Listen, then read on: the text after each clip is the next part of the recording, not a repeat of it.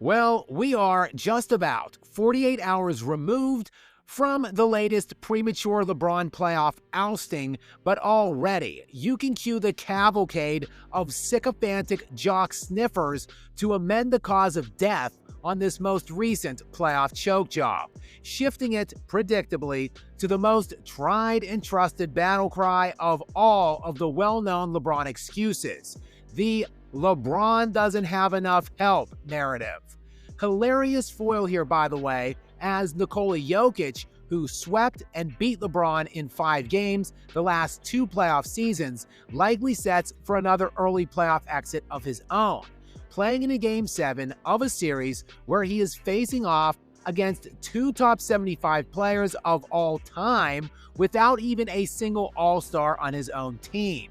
Yet Jokic will likely just put his head down and sign an extension with Denver this offseason to clinch the fact that he will never play with a single All-Star. LeBron, meanwhile, was playing this postseason with a guy who just made 5 consecutive All-NBA first-team selections, and even despite early season struggles and a significant chunk of time missed due to injuries, while adapting his game to playing with another ball dominator in LeBron, Luka still finished this season 4th in box plus minus, behind only Nikola Jokic, Shai Gilgeous-Alexander, and Giannis Antetokounmpo. In that order, by the way. This season also saw the emergence of Austin Reeves cracking the 20-point-per-game scoring plateau while finishing 50th league-wide in box plus minus, or 27 spots higher than Jamal Murray, Jokic's second-best player, to continue that comparison. And yet Jokic, if he loses his Game 7 tomorrow night, will sit at the podium and talk about what he can do better, never mentioning the fact that he has never once in a decade in the league played with even one All-Star teammate. LeBron, though, in his post-game presser following his Game 5 elimination, was predictably talking about what his team can do for him, throwing shade on Lakers general manager Rob Pelinka, who made the franchise-saving trade for Luka Doncic. Yes, when asked about the Lakers being small underneath, James had this to say. No comment. I'll never say that because my guy AD said what he needed, and then he was gone the following week, so I got no comment. Maybe though, and possibly I'm just spitballing here, but the criticisms should rest more with JJ Redick, the Lakers' rookie head coach who had 0 experience at any level before taking over the head job here. You know, the guy who decided to play the Lakers starting center Jackson Hayes just 4 and 0 minutes in back-to-back losses in Game 4 and 5 as the Lakers got crushed on the glass, instead opting to play Rui Hachimura as the lone big. Rui, who by the way, is listed at just 6'8". Maybe throw a little bit of shade Redick's way, a little tiny slice of the blame pie. But nah, LeBron, of course, can't shade his wine-sipping podcast co-host. In fact, according to James, JJ did a great job this year. I thought JJ and his coaching staff were great throughout the whole season. And that was pretty cool. So, guy who fleeces Mavericks for Luka freaking Doncic, bad. Bron's buddy, good. Got it. Also, LeBron let all of his teammates know here that their jobs are not safe. After all, it is a business. I don't know. I mean, obviously, we don't even, man, listen, it's a business too. So you don't know what the roster will look like next year.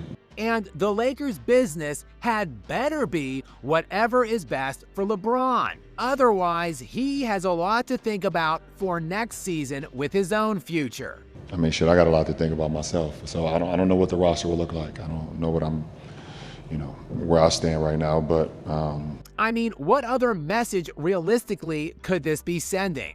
The Lakers roster is essentially already set for next year with the players they have under contract, and that includes Luka Doncic, Rui Hachimura, Austin Reeves, Maxi Kleber, Gabe Vincent, Jared Vanderbilt, Dalton Knecht, and Bronny James. You know, otherwise known as their entire roster basically.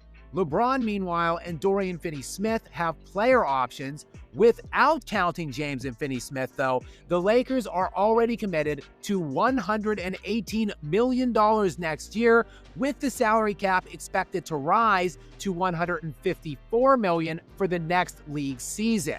So yeah, let's run the math here, shall we?